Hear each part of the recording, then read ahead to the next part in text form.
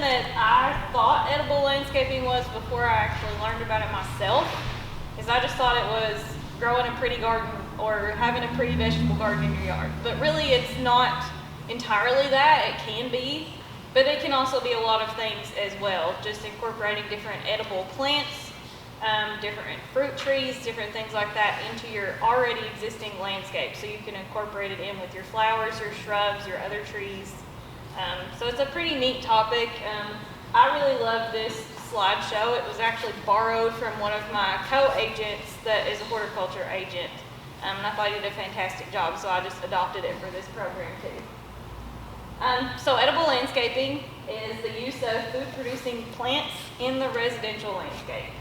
And those are not just vegetables. They can include fruit trees, nut trees, berry bushes, herbs, flowers. There are lots of types of flowers that you can eat, different types of vines, lots of things you can incorporate into your landscape.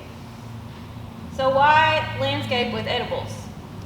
These are a great alternative to residential landscapes, traditional things that you can't eat. And a lot of them are actually very pretty, and they add just as much variety and color and beauty to your landscape as other things that you can't eat. So why not grow something pretty that you can also eat, in my opinion. There may be land space issues at your house or at your property.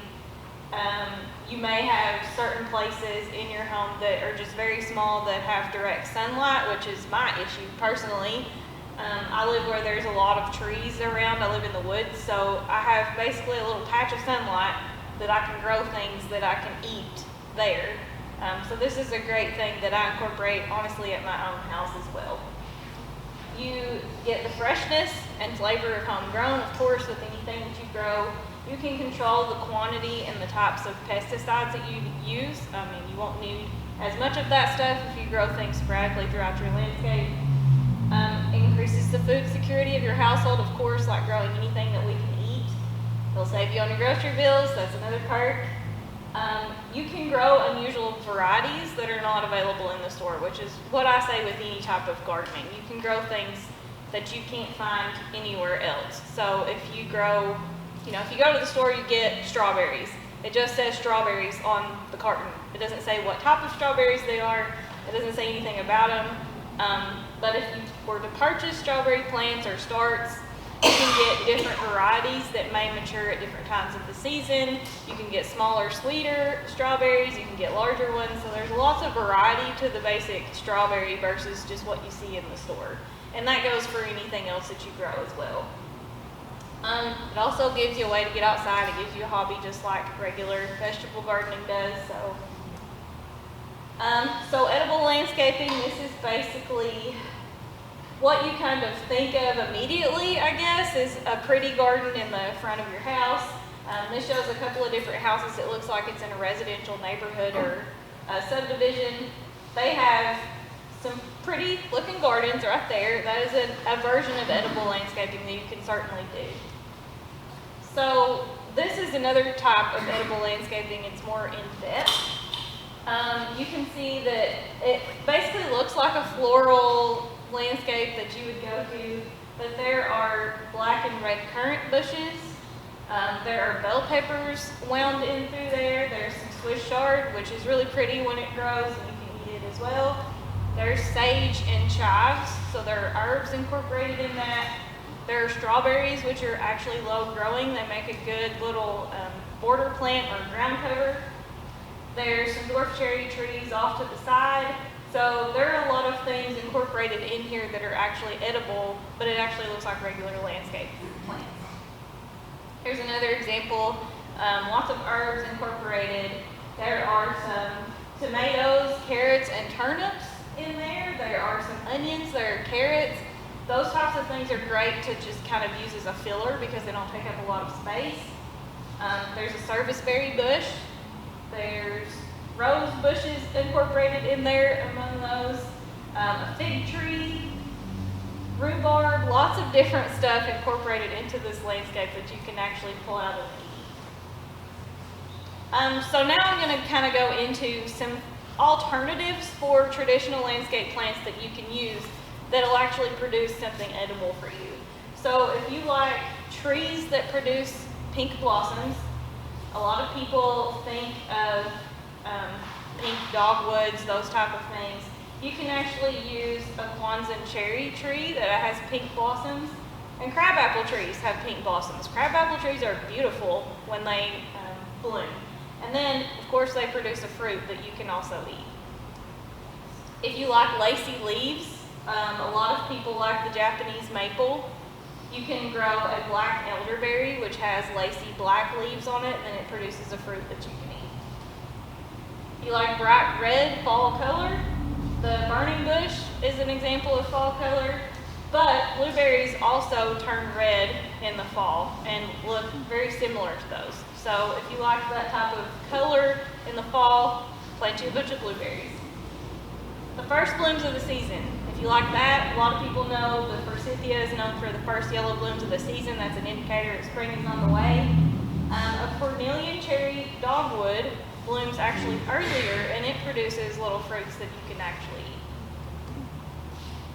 And then there are some edible flower alternatives. So if you're a flower person, you can grow annuals or perennials. Annuals, as you know, produce for one season and then die off. Perennials come back for several years. Some annuals, a lot of them are herbs, and they're very, very pretty. Basil is one. You can get a purple basil that actually looks exactly like, I don't know if you've seen coleus, but it looks pretty much exactly like that when it grows. It's very pretty. Bush beans are one. Borage, chard, eggplant, all of these things under annuals you can grow, and they have edible flowers on them as well. Perennials, asparagus, blackberry, daylilies. You can eat daylilies. I don't know if anybody knew that. I have never actually tried daylilies, but we have them at the office. I've been meaning to pinch them off and eat them sometime. Fennel, mint, raspberry, rhubarb, rosemary, sage, all of these things are perennials. They'll come back year after year. So I would say a really good alternative, rosemary. I don't know if y'all have been to Olive Gardens. A lot of those have rosemary bushes outside of the restaurant, and they look exactly like landscape bushes. So sometimes, you grow rosemary and you just see it as a twig in a store. You don't know exactly what it comes off of, but it's actually a pretty good woody plant as well. So lots of these things, they look very pretty as they grow. You can eat them as well. Here's another example of edible landscaping. You can do it in containers as well if you don't have a whole lot of room. If you're living in an apartment, have a balcony, and you're limited as to what you can grow things in pots that actually look very pretty. This is my favorite way to grow herbs personally. And a lot of times herbs will benefit from being contained in a pot. So I don't know if you've ever grown mint, but mint is very, very aggressive, and it will take over your entire flower bed or garden if you put it in there. So it's best to be contained into a pot like that. It also can serve as edible borders. So there are lettuces. There's red lettuce that you can grow and make a border around your flower bed, and then you can pick it and eat it when it matures. That's an example. Right there is red lettuce, which I know you can't see that too terribly well, but makes a very pretty border. And this is a picture of the arboretum at the children's garden. This is kind of a more traditional way, I guess, to edible landscape. They're just grown in raised beds, but it still looks very pretty, and it's an intentional design throughout this place. So you can add color to your edible landscaping, not just from blooms, but from the color of the plants themselves. This is rhubarb in here, which has that really bright red stem on it, and then the leaf at the top. It's a very pretty plant to grow.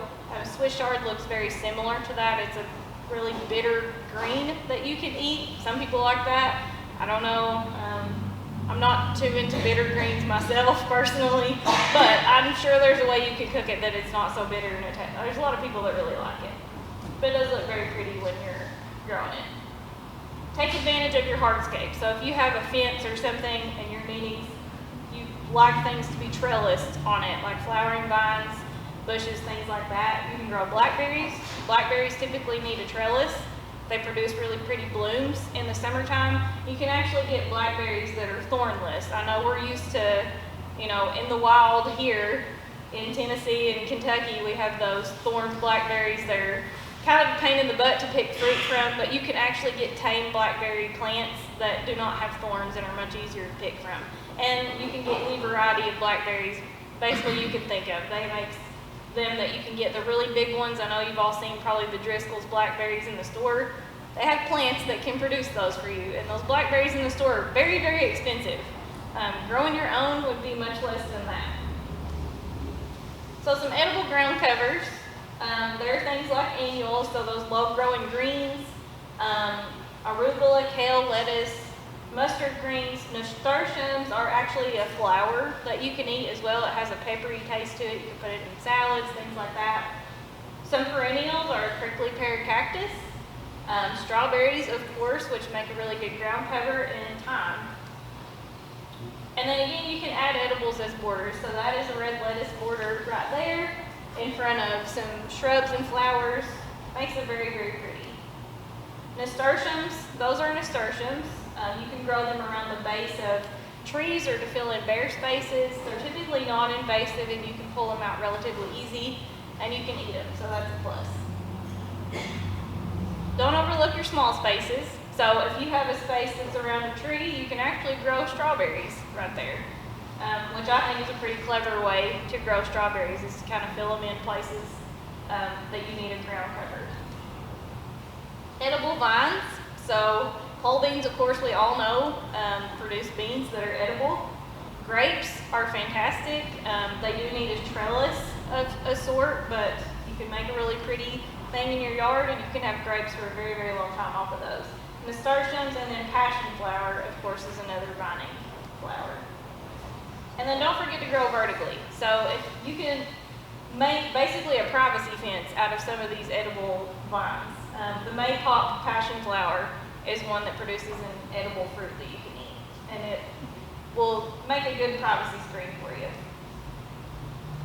Pole beans, you can grow them in a very creative way if you want to. I'm not really sure what this contraption is. It looks pretty interesting, but you can grow them up on, trellises, things like that, and make them look a little bit more pretty than, you could in a traditional garden. There are also edible shrubs. Of course, I've already talked about blueberry, currants, black and red currants, elderberry bushes, figs, gooseberries, nanking cherries. All of those produce fruits that you can eat, and they're also very pretty when they grow. And then edible trees, of course, we're all familiar with apple and cherry trees. The Cornelian cherry dogwood is one. Crab apples, jujubes. Coosa dogwood is one that produces edible fruits. The pawpaw, of course, which is very famous in Kentucky. It's a big thing at Kentucky State University. Peaches, persimmons,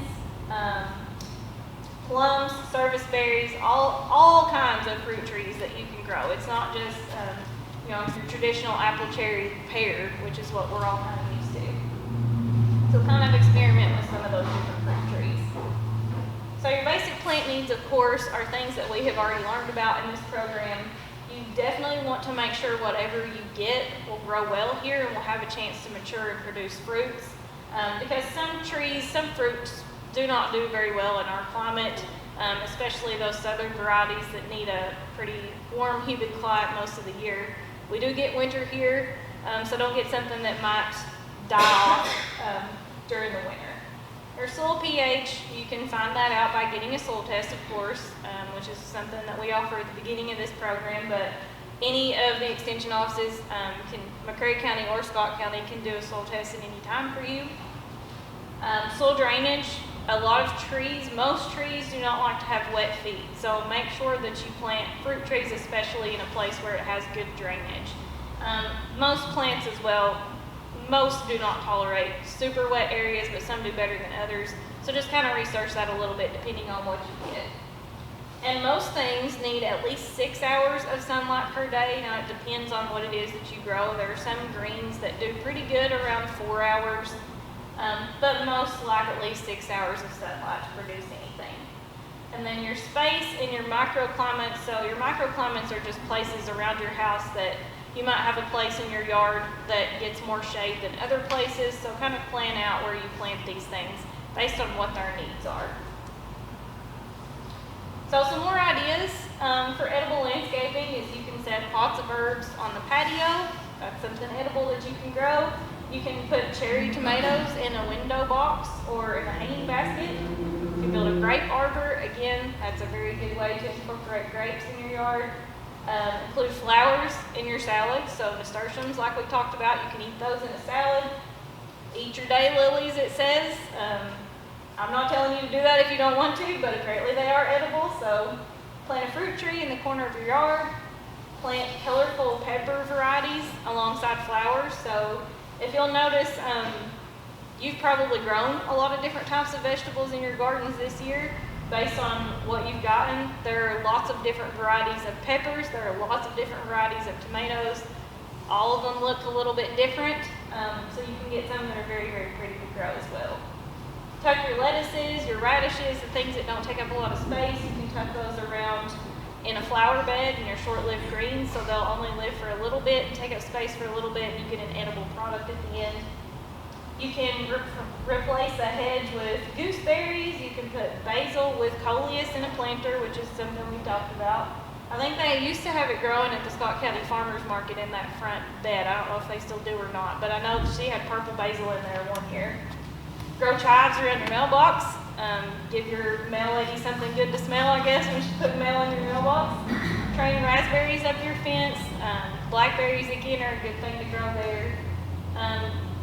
The list goes on and on. I mean, you can be very creative with this, but the point of this presentation is that a garden doesn't just have to look like a traditional garden. You can grow things that you can eat along with things that are pretty and that you like around your home. So be creative with that. And that's about it. Does anybody have any questions on that?